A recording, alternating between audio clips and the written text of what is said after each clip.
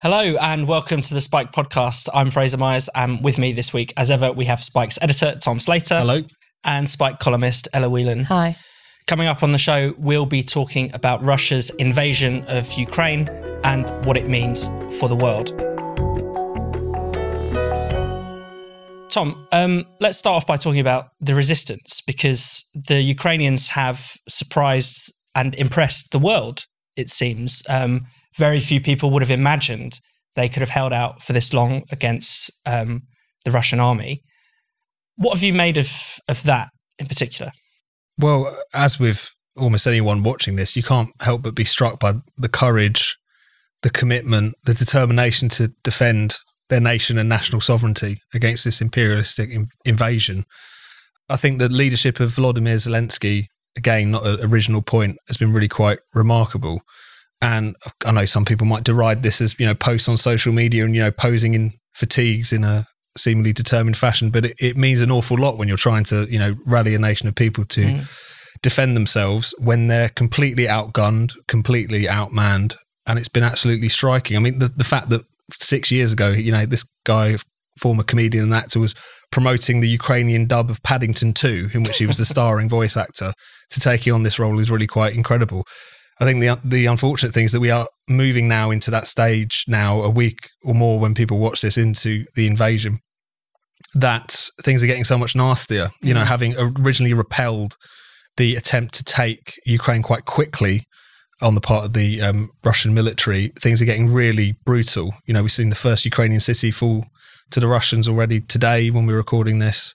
Again, the siege around Kyiv and Kharkiv and various other cities just becoming much more brutal in terms of the bombardment. So things don't look good, but nevertheless, it's quite clear that I think the Ukrainian resistance, as you put it, has definitely earned its place in history, regardless of what happens next. Yeah, Ella, I mean, I think it has inspired a lot of people, and there's been, certainly here in the UK, people have been getting behind them. What have you made of that? I think it's really important, though, some of these things can become, as Tom's mentioned, sort of schmaltzy posts on social media, but seeing things like Ukrainians carrying away Russian tanks with tractors, or people from all walks of life, women and men. There was this picture of a ballet dancer leaving behind his normal job and taking up arms and showing that he was there ready to risk his life. As many, the idea of an ordinary person who'd never before even come near a gun, let alone, thought about coming near a gun, to be able to take that responsibility, to be able to defend something so important as sovereignty and their own sense of, the independence of a nation, is really quite remarkable. There's also another side to it, which I think has been that the Ukrainians should be really commended for, which is that there has been a sort of distasteful cheering from lots of onlookers from the West every time, a Russian tank is hit or something like that. And this kind of, as if it was sort of a PlayStation game, like kind of game Call of Duty or something. What the Ukrainians have been doing is taking in, when they capture Russians, taking them in, giving their sort of posts on social media showing that they're feeding them and giving them tea and stuff, and then letting them call their mothers, because part of the problem with lots of the Russian troops is that they were conscripted and then weren't given the full picture of the kind of mission that they were being asked to undergo. And also lots of them haven't had contact with their families. So there was a real sense from Ukrainians of expanding and making a big deal out of the fact that this isn't a Russian citizens versus Ukrainian citizens war, and reflecting the fact that there is lots of bravery on the Russian side from people who are coming out and condemning Putin's actions. And I think that's to their credit as well, because it's very difficult to actually take that step and be the bigger man, as it were, to make that quite important point when you are under siege. But I think in the long run, that will be very important in combating not just Putin's war, but also Putin's ideology. And Tom, obviously, this is not just a war between Russia and Ukraine. There's a huge kind of international dimension to it. And, we're talking about, the way this conflict is being seen by the West, by people like us. There has also been, I guess, a troubling move to escalate the war, to escalate the West's involvement. Particularly this week, we've had very prominent people call for a no-fly zone. So that aspect of it is troubling, isn't it? Oh yeah, definitely. I mean, you've seen this in the UK, I suppose, most pointedly from Tobias Ellwood, Tory backbencher, various other kind of Tory figures, some people in the US as well. There was a Ukrainian journalist who confronted Boris Johnson at a press conference this week in Poland, I think, again, demanding this. I thought he was actually quite good in his own slightly stumbly way of explaining why this is a completely terrible decision. I mean, you understand why the Ukrainians are calling for this. Yeah. But for Britain's kind of armchair colonel types to just blithely call for a no-fly zone over Ukraine, which means shooting down Russian planes, which means the West and NATO going into direct conflict with a nuclear power and potentially sparking World War III. Anyone advocating that and acting as if it's a sensible thing, it's beyond me. You know, that these people should not have prominence and influence in public life. I said on Twitter this week, you know, they probably should be banned from driving and using electrical appliances. So demented is that particular policy. But so far, at least, certainly from the UK, from America, from the people that matter, they see that policy for the insane escalation that it is. But, you know, it's remarkable that there's so many people still advocating for that from a position of some influence. There was a Financial Times journalist who retweeted that particular comment from the press interview with the press conference with Boris Johnson and said, you know, what a powerful moment. And you just think, hang on a minute, is this a game for you? This is if he had said yes to that, as Tom says, it would have been extremely serious. And as the point that Tim Black makes in one of his long reads for Spiked this week, you know, for people like Tobias Ellwood and all these British politicians who keep invoking Hitler and talking about appeasement, and what they're doing is raising the level of discussion about what action to take or what action not to take in Ukraine as a kind of very binary choice between good and evil, Hitler and not Hitler. And if you don't go in and do something to help the Ukrainians, which is it's terrible to put it in those binary ways, because obviously everyone around the world is watching what's happening to Ukrainians and thinks it's morally reprehensible and all the rest of it and wants it to stop. But by positioning that as a kind of, well, would you have intervened with Hitler or not? Yeah. You don't give anyone any choice, and you reduce it down to this very simplistic view when actually there is a huge amount going on at the moment. Hopefully there's some more level-headed people in there whispering in Boris Johnson's ear, and he doesn't succumb to the kind of pressure that is being put on him from the warmongers. But, you know, that is a worry, because he is someone that, as you know, with recent history tells, is likely to be bent towards the last person who did whisper in his ear. I mean, it is interesting, this talk about we need to act, which ignores all the actions that are being taken. There seems to be almost, you know, as soon as a new sanction is imposed, there doesn't seem to be any discussion about that. It gets quickly forgotten. And then there is this kind of unfortunate escalatory logic. But it's worth, you know, looking back over the past week and thinking about some of the sanctions that have been imposed on Russia. And they're incredibly significant. We've been talking a lot about banning Russia from SWIFT. Actually, that's not even been the biggest thing. That's been on the table since 2014, since the annexation of Crimea. But really, essentially, we've used the, you know, economic equivalent of a nuclear bomb to sanction the Russian economy, to sanction their central bank. For years, Russia had been building up its foreign currency reserves. It built up around $600 billion worth. And now the vast majority of that it's not going to be able to use. Ordinary Russians have paid through that through effective austerity. And now suddenly the central bank is careening out of control, having to raise interest rates to 20%. This is a very significant moment, and many Russians are likening it back to almost the kind of fall of communism in terms of the impact of that it's having on the markets, with their currency suddenly being worthless, with them not being able to, you know, make international transactions, with various, you know, businesses around the world suddenly thinking, even if they're not part of the West, even if they're not part of the sanctions regime, being wary of doing business with Russia. And so these things are very significant, and yet they kind of get pushed to the side because they're not pushing the nuclear bomb. No, I think that's exactly correct. And this idea that people have been hesitant across the world is utterly ridiculous. I mean, sort of former geopolitical certainties have been flipped on their head in the space of a week. You know, Germany is rearming. Switzerland has got involved. Famously neutral Switzerland has got involved, was threatening to get involved with the economic sanctions. Sweden, I think, is talking about sending arms, another kind of historically neutral nation. Ireland. I mean, it's incredible. And there's, if anything, there's a bit of a danger that no one's thinking more than the next day and the next retweet ahead, to be honest with you. Who knows where this is particularly going. to go. I mean, I'm glad that obviously in relation to kind of military matters, there seems to be a line that is being held, but you can feel that rush to do something, even when the something they want to do might not be something they've fully thought through yet. It's very, very powerful at the minute. And the people advocating something further than what's already going on, you know, they need to think, is this going to help the Ukrainians? Are the Ukrainians going to be helped by World War III or nuclear war? Probably not. Probably not. Not what they need right now. I think that's a really important point. There's been so much discussion about how this reflects on the West, you know, how we can't allow Putin to get away with this. And so hang on a minute, you're not the ones being invaded, you know, at the moment, whatever, but you're not the ones whose lives are in danger. This shouldn't be allowed to turn out into, even though there are obviously very obvious geopolitical tensions here. And actually, as Frank Fraser wrote in his column this week, there are some quite startling historic similarities. It does at times feel like you are back in similar Cold War, even pre-Cold War geopolitical tensions. But it shouldn't be allowed to become a kind of, does the West have muscle anymore or not? Can it stand up to the hard man Putin? But the other thing in terms of setting precedents, Tom is right, there's been, you know, I know things move quickly in times of war, but precedents being set or indeed precedents being broken is quite remarkable.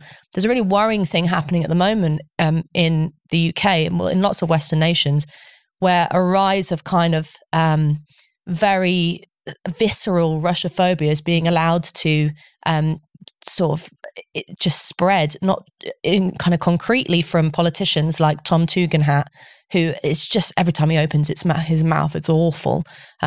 Fresh from, you know, his crocodile tears of the end of Afghanistan and his kind of grandstanding there, now comes out and suggests that all Russian citizens, not just oligarchs, not just Roman Abramovich, not just whoever, but all Russian citizens could be and should be kicked out of the UK. Sir Roger Gale, another Tory MP, comes out and says, yeah, kick them all out. Doesn't even the nice ones kick them all out, and tells a radio host. And you know, we've now got from the very serious to the ridiculous. You've had cats being kicked out of competitions. Crufts has just announced that no Russian dogs are going to be allowed in, and the consequences for that is, you know, even though it sounds like you want to have a show of national solidarity against Putin's regime, what you might end up having is a lasting and growing sort of hostile environment for Russians in Western nations, which is, I mean, I've struggled to find a different word to that other than racism and xenophobia. I mean, it is striking the way that Russian citizens and the Russian state have just been sort of melded as one. And, you know, quite rightly, we assume that not every Russian who lives in Russia agrees with Putin, and we've seen the protests that attest to that. Yeah. But whenever they live in the UK, suddenly they become this sort of Russian fifth column. It's very very bizarre. This is black and white thinking, though, isn't it? Which seems to be taking over all over the place. I mean, not to pull things back a little bit, but even the kind of discussion about how we got to this point, I think is getting really stultifying, because there seems to be this argument, which is to say that if, for instance, as we have for a very long time talked about, the potential consequences of the expansion of NATO, you're basically being presented as a traitor at the moment, which is so maddening.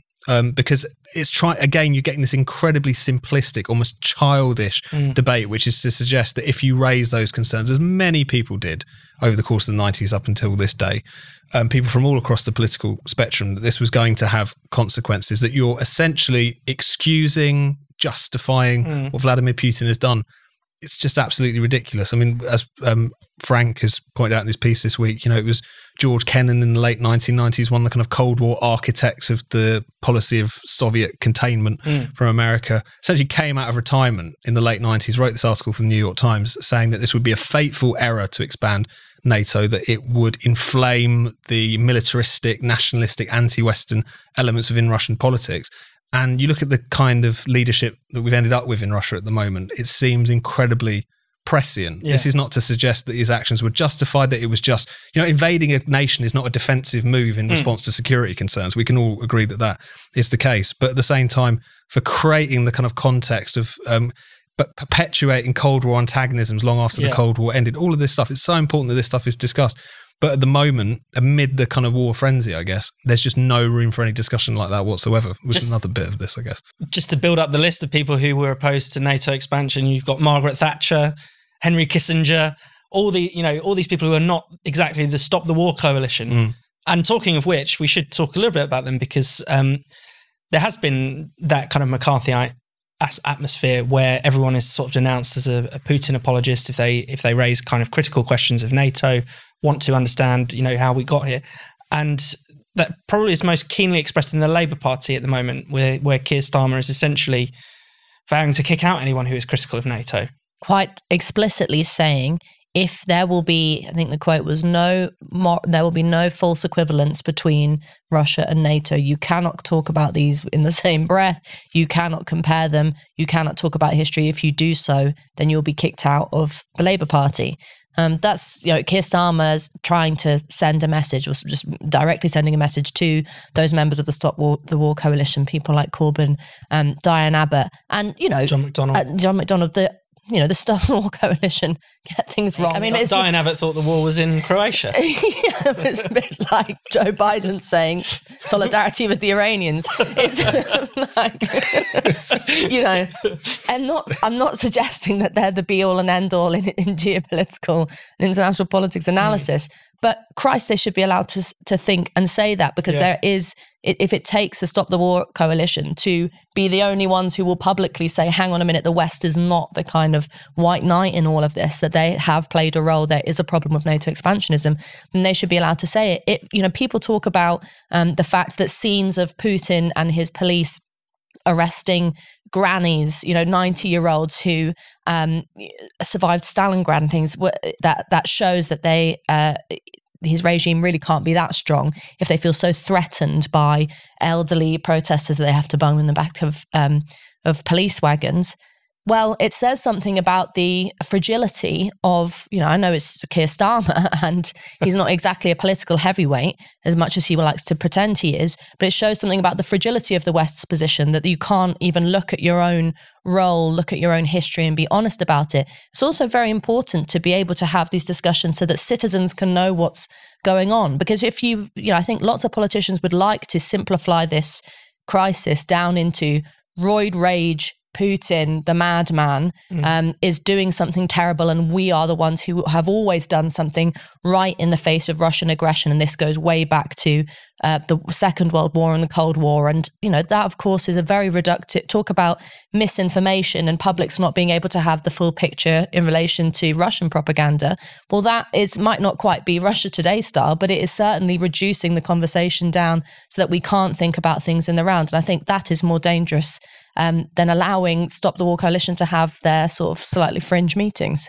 Yeah, I mean, it brings us on to the topic of censorship, or brings us back to it at least. We've had RT pulled, the International Russian Network, but also this broader kind of cultural boycott of the West that isn't state-led. Yeah, I mean, the Russia Today stuff, just to sort of dwell on that for a second, I think is not only illiberal and censorious, but also completely misguided, in relation to the consequences it could have. I mean, as you wrote about this week, Fraser, there's the European Commission have essentially banned it. In the UK, Nadine Dorry is the culture/censorship secretary. It seems to be what she mainly cares about these days. It's writing to Ofcom, essentially demanding that RT be taken off the airwaves. I think it's already off Sky because of the fact that its feed was from Luxembourg or something, so it's already been affected by the EU measures.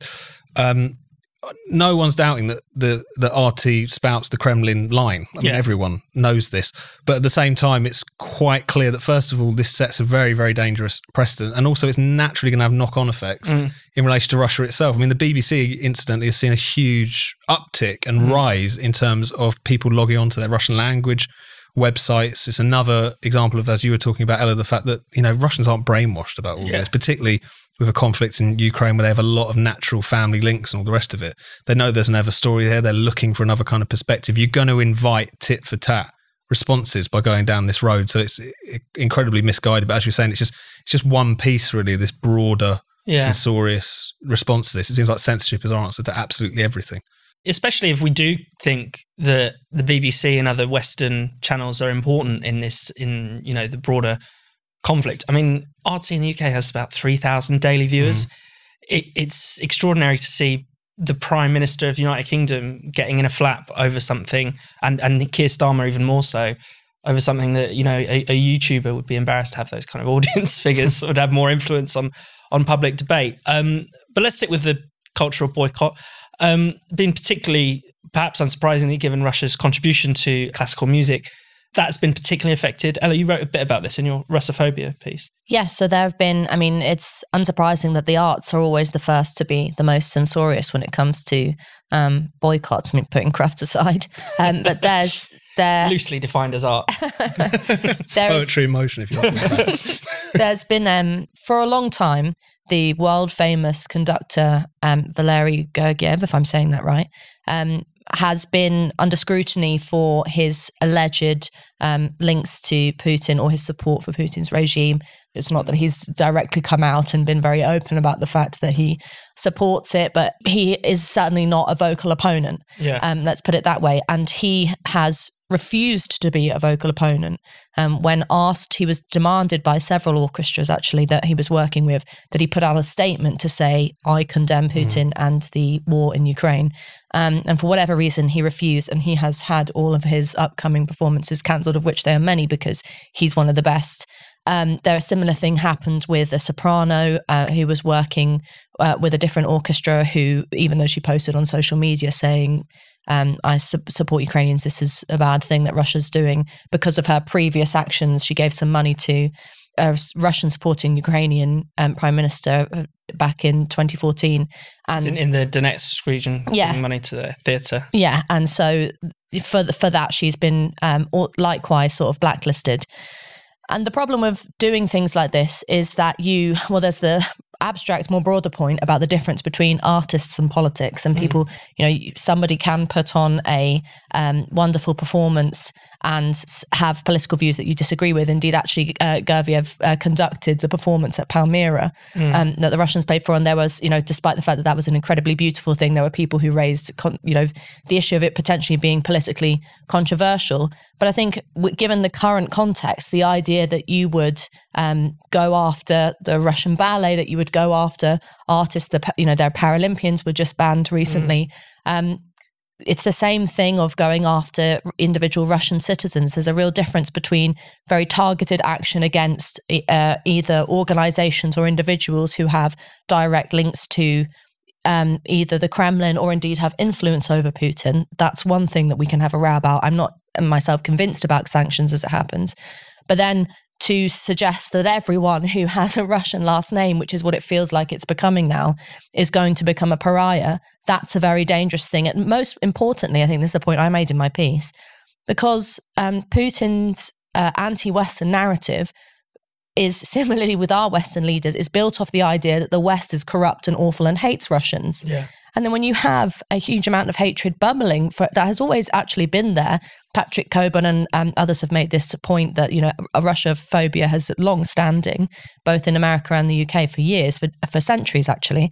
But that if an escalation of that happens, then you give Putin more power to his elbow to say, look, they really do hate us. It's right that we're waging this war. And that can be really dangerous. And the idea, just the line that he represents Russians. Yes, that they're one and the same. They are the same thing. And I think it was Sergei Lavrov or someone said exactly that line earlier with this. They're going after anyone with a Russian surname. So, you're definitely burnishing that particular narrative. It's interesting, though, because on the flip side, you've also got all these Western companies, entertainment firms, Western artists individually pulling out of exhibitions and collaborations in Russia.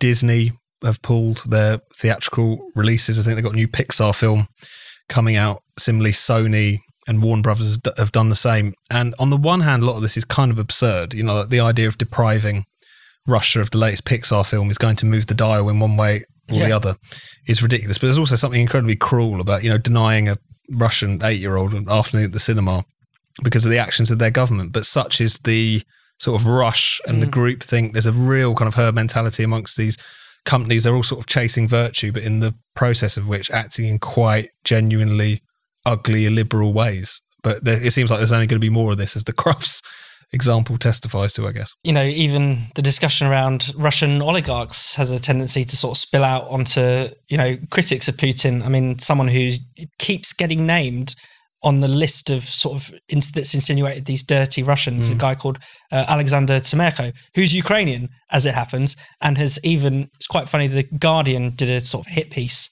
on him, even though he has written in The Guardian criticizing the Putin regime. There is a nasty unthinkingness to this. And also, the whole point of the idea of going after these people from those who support sanctions, and Tom Tugendhat again saying we need to get the cameras rolling and start sequestering people's houses. Let's start raiding yachts. Let's do all of this kind of stuff. The logic behind it is that you make things so terrible for Russians that they start to turn against their leader, and that buys into the narrative that all Russians are Putin fanatics and, as Tom says, haven't got to care about their cousins and aunties who live in Ukraine and can't see beyond the state propaganda of Sputnik.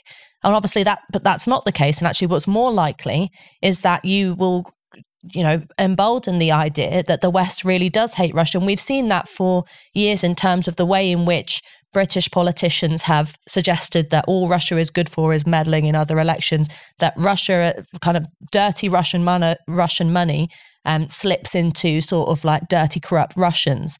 And even if you've got a Russian student who's on your course with you, they're probably not to be trusted. And the idea that there's spies going all around. That's the argument I made in my article. They're going to play into Putin's hands in that way. There's also the way in which some of the sort of normal rules of due process or citizenship or anything that we sort of hold dear as a liberal society are being broken. So has been the suggestion in Parliament today that you could strip Russians living here of their British citizenship or strip them of their visas or whatever and send them packing. That's a remarkable thing for a liberal democratic government to suggest that it could suddenly do. As much as we want, not going to be popular defending oligarchs, but it's also probably not the greatest idea to suggest that the government could suddenly nick your 150 million mansion. I mean, we have to think about the broader precedent that is being set here rather than just go along with these knee-jerk reactions that are usually about playing to the gallery of Twitter than actually proper geopolitical analysis. Well, there's also the fact that, arguably some of the sanctions against Russia could hurt the West. And it's a much easier argument for the government to make that, we're really just going after the rich people when, the price of gas has gone up again. The price of wheat is going through the roof. This is going to hit lots of people hard, way beyond Russia, certainly way beyond those handful of oligarchs. No, just to echo what you've said, this is something that's always worth bearing in mind, whether we're talking about warfare or whether we're talking about economic warfare. It's always the people least able to withstand it, whether that's in Russia, Ukraine, or the rest of Europe, who are always going to be the first hit by it. So that's something that's got to be, I think, at the forefront of our minds as we continue to see this never-ending escalation, as it feels like. Thank you so much for watching the Spikes podcast. We'll be back next Friday. If you hit subscribe and click the bell, you'll never miss an episode. And in the meantime, why not check out all of Spike's other videos and podcasts on this channel? And for more Spiked content, find us at spiked-online.com.